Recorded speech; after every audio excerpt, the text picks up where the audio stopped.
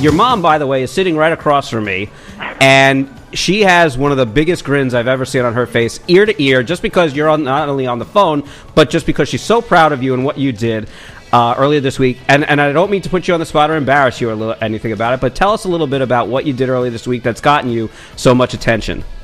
Well, first of all, thank you. Before I get started, I'd like to say that it wasn't just me. You know, I have been getting a lot of attention. I just so happened to be the one in the pipe getting the dog out of there. But it really was a team effort between everyone that helped get that dog out of the pipe. Explain to me what happened when you get that call to go out on this call. What was it, Monday night? Yeah, it was Monday evening. Prior to arriving back at the station, we got a phone call from the chief of the department, and he said he wanted us to take our EQ down there, which is basically a 450 utility body, and basically he said he wanted us to come down and help out. And at that point in time, we really didn't know what was going on. So me, as well as a couple members of the Pullman Fire Department, went down there in that truck.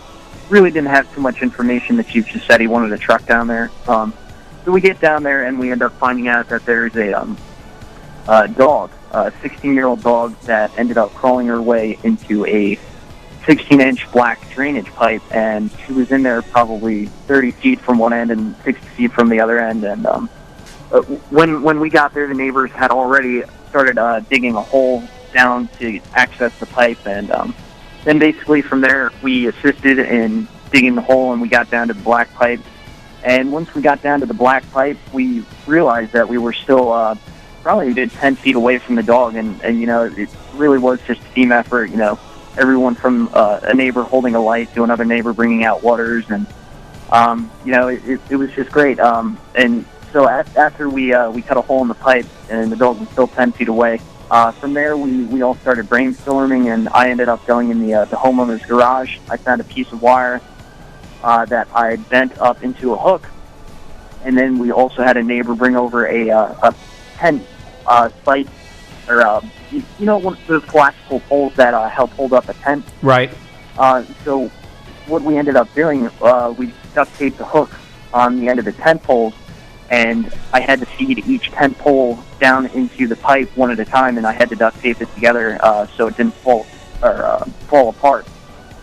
So we were able to snake it down there, turn the dog around back facing us, and then we scooted it inch by inch coming back out, and then eventually it was close enough where I was able to grab it, and the story had a happy ending. As the mom perspective, I just want to say Hunter has always been, from when he was 3 years old, a kid who would be putting together contraptions, is what he used to call it when he was little. He just loved putting things together and creating tools and creating things. And now he does do blacksmith work and metal work. But I think that's one of the things that really came in handy was his creativeness in putting the tool together where they were able to get the dog out.